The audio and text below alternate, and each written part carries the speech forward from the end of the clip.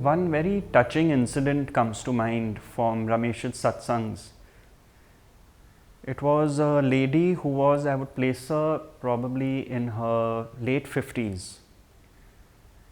Now, her question to Ramesh was, she said, I was a supermodel, very beautiful, very attractive, and I was the center of the universe. Everyone would look at me. I would be walking the streets and people would stop and stare at me.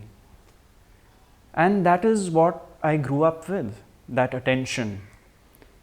And she said, now I am 55, 58, I don't remember, and nobody looks at me. Nobody. I walk on the streets, I'm like an average Joe walking on the streets. And it hurts. No one pays attention to me. I'm no longer important to anyone. My looks are gone. And I feel so lonely in life. And it was really, you could see the pain on her face. So her question was, what should I do? I'm just racked with loneliness because nobody looks at me. So Ramesh looked at her and said, there's something you can do. She said, what? Tell me. So he said, why don't you find others who are lonely and spend time with them? So she said, what do you mean? I mean, how am I going to find others who are lonely? And he said, it's very simple. Go to an orphanage. The children are lonely. They have no parents. You will be like a mother to them. So go there, spend time with them. That way you won't be lonely and they won't be lonely. And there was complete silence in the satsang because I think a lot of us had tears in our eyes also, because he presented such a simple solution to the dilemma. That moved us tremendously.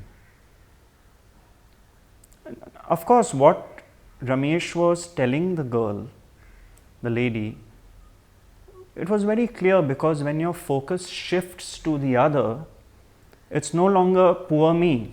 It's no longer poor me, my story, I'm lonely, because the focus has moved to the other. In this case, it was orphaned children.